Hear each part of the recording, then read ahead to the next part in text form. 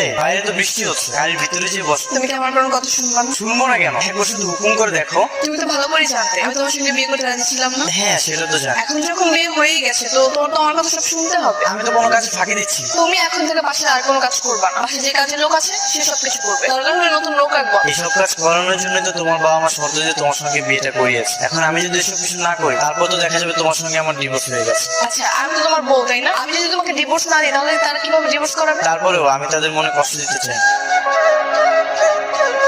এই উঠো, দাঁড়াও, রাখো এটা। উঠতে বলছি আমি, উঠো। জামাইকে নিয়ে কোথায় যাচ্ছিস এখন?